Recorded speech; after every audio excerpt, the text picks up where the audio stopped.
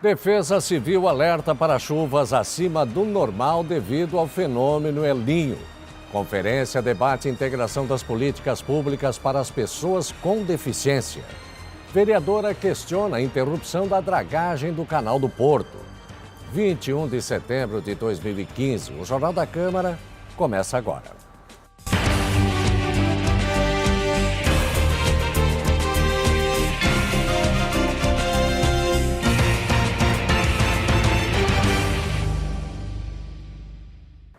Boa noite.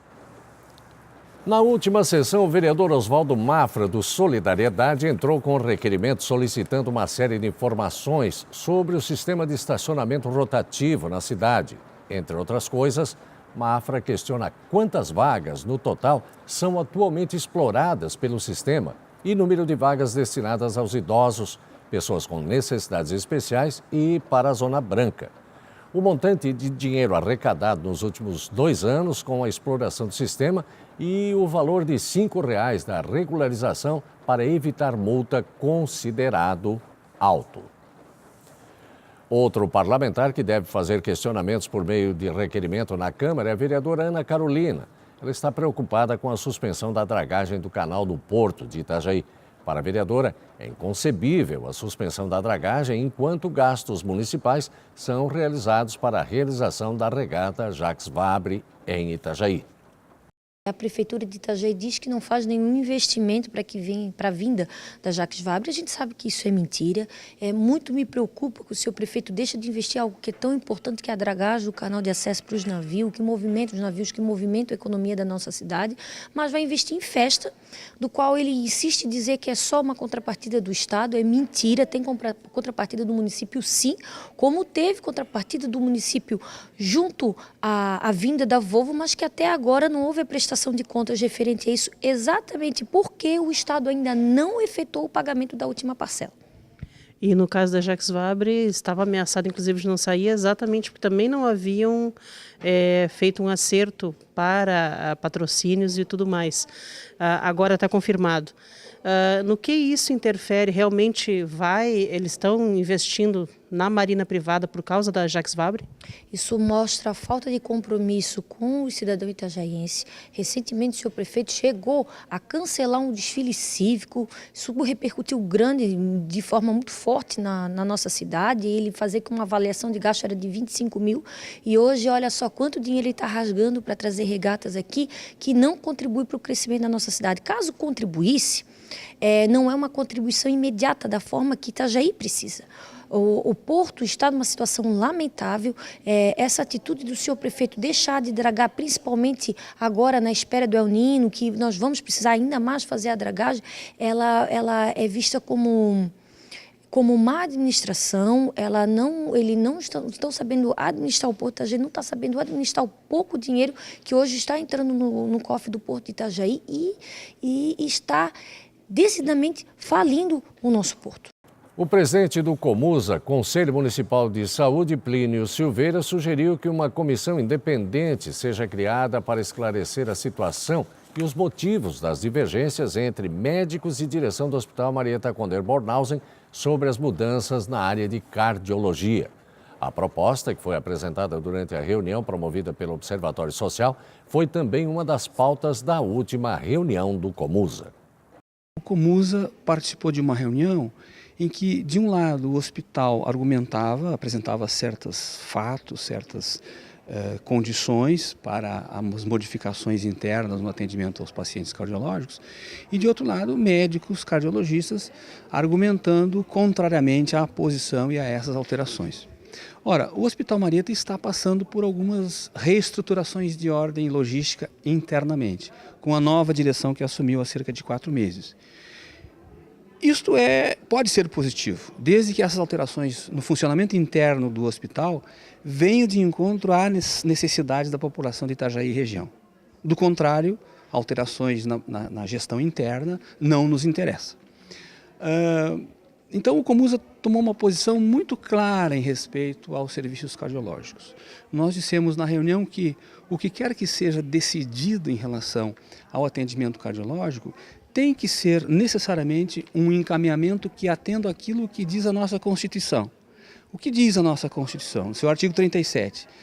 As ações tomadas pelo Hospital Marieta têm que necessariamente atender o princípio da legalidade, da moralidade pública, da impessoalidade, da efetividade e da absoluta transparência nas suas ações.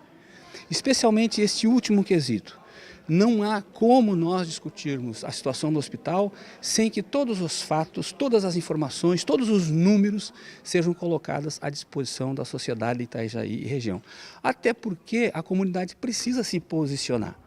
Isto é, se o hospital verdadeira e legitimamente colocar os números, toda a sua situação sob a mais absoluta transparência, a comunidade poderá reconhecer, não, de fato o hospital apresenta dificuldades e nós temos que nos mobilizar para resolver as dificuldades. O contrário também é verdadeiro.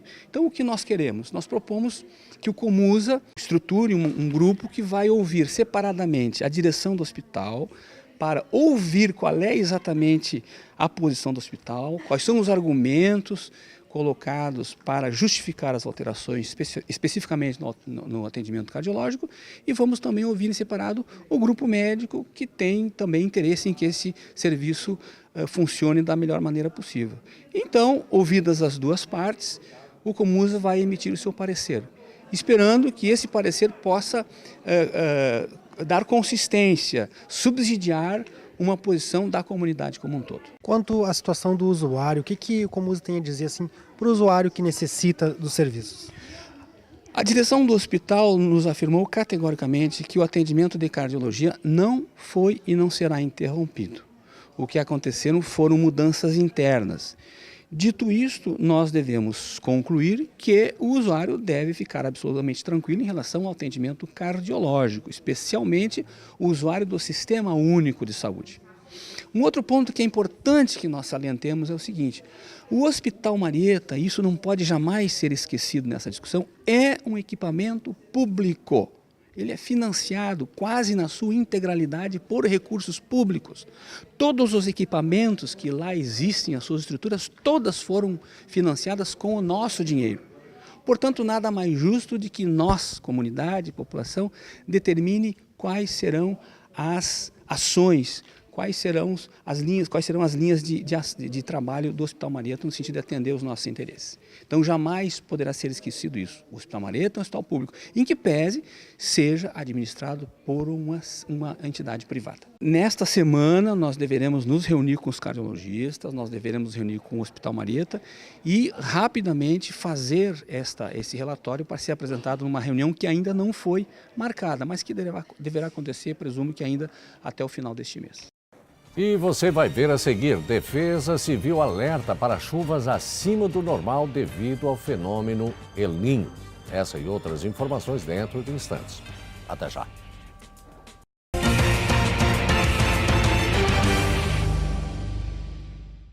O Comadef, Conselho Municipal dos Direitos da Pessoa com Deficiência, está sendo reativado após 2 anos de inatividade. Uma das primeiras ações da nova diretoria foi a realização da 3ª Conferência Municipal. Um dos temas debatidos é a integralização total das políticas para pessoas com deficiência. Surdos, downs ou paraplégicos, bem como os lutadores pelos direitos da pessoa com deficiência, estiveram reunidos na 3ª edição da conferência que debateu os direitos dessas pessoas no município. E cada vez mais, as pessoas com deficiência participam do mesmo tipo de atividade que os não deficientes, como a dança do ventre, por exemplo. A conferência serviu como ponto de reativação do Conselho Municipal dos Direitos da Pessoa com Deficiência, o Comadef, além de debater a inclusão total das políticas públicas do setor. A temática principal é a implementação das políticas públicas dos direitos da pessoa com deficiência, a radicalidade como direitos humanos. Na realidade, a pessoa com deficiência ele não é um ser fragmentado, ele é um ser integral, ele não é uma pessoa de fragmento de políticas públicas. Ele é um ser integral, então ele tem que repassar por todas as políticas públicas. Esse é um grande desafio. Historicamente, até então, conversávamos sobre políticas públicas, pessoas com deficiências na saúde, na educação e na assistência. Hoje não. Hoje temos ciência que tem que repassar por todas as políticas públicas para implementar as ações de fato. A conferência foi prestigiada pelo campeão brasileiro de salto em altura, o para-atleta Flávio Reitz, e por membros do Conselho Estadual da Pessoa com Deficiência, o CONED. E conforme destacou o conselheiro, apesar do avanço das políticas públicas de inclusão, o CONED ainda tem recebido denúncias de entraves ao acesso, principalmente quanto à matrícula de alunos com deficiência mental nas escolas particulares de Santa Catarina. O problema maior vinha acontecendo com as escolas privadas, onde há uma cobrança de uma mensalidade dobrada que teria, teoricamente, para garantir o segundo professor. Mas isso é ilegal, né? Na realidade, a lei de política de inclusão, ela fala de inclusão a todos. O maior veio de inclusão das pessoas com deficiência é pelo caminho da escola. É ali onde ele vai conseguir se profissionalizar, é ali com que essa criança vai conseguir, nos seus primeiros passos, ser alfabetizada e, consequentemente, ser um cidadão de pura independência, né? Porque a escola traz com que um indivíduo formado, um indivíduo esclarecido intelectualmente, é um indivíduo emancipado. Mas o foco da conferência foi a implantação do Plano Nacional para a Inclusão da Pessoa com Deficiência em todas as esferas da vida social, como destacou a palestrante Elisângela Chapo, que integra a Comissão da Assembleia Legislativa sobre o assunto. Ela disse que o plano de inclusão está avançando no Estado, mas que ainda há muitos caminhos a percorrer. Nós temos ainda muita coisa para avançar, principalmente quando se fala da inclusão escolar, da acessibilidade em meio público, em via pública, de acesso às informações também, quando se fala dos aspectos legais. Nós temos agora, hoje em Santa Catarina, uma comissão permanente na própria Assembleia Legislativa, que pode atender todas essas demandas e expectativas políticas e legais, como também tem o próprio Conselho Estadual de Direito da Pessoa com Deficiência, que já é bastante respeitado. Apesar do alto índice de chuvas acumulado na última semana e previsão de mais chuva ainda no decorrer do mês, o coordenador da Defesa Civil de Itajaí descartou perigo imediato de enchente. Porém, o coordenador disse que é preciso estar alerta para os efeitos do El Niño para os próximos meses. O clima ele é um fenômeno cíclico, né? Então ele acontece, eles reaparecem ao longo do tempo, né? E nós tivemos já ao longo da história outros fenômenos de El Niño de intensidade forte também. Um exemplo deles é 98, que nós tivemos esse fenômeno com bastante força, mas que não causou nenhum desastre natural. Então o fato de as previsões apontarem para chuva acima da média é muito cedo ainda para se falar em um desastre natural. É importante, claro, acompanhar as previsões de curto tempo, que seriam previsões de 5 e 10 dias, né? Porque nós estamos falando de previsão trimestral, para daí sim poder orientar a população e dizer a que volume essa chuva vai se concentrar nas cidades. E por falar em riscos de cheias, na audiência pública sobre mudanças climáticas realizada pela Câmara de Vereadores, o professor da Univale, Marcos Poletti, apresentou um estudo que está servindo de base para a elaboração de um anteprojeto contra os efeitos das inundações em Itajaí. Na ocasião, o especialista falou o que é preciso para se ter uma gestão dos recursos costeiros e sua influência na diminuição de danos das cheias para a população.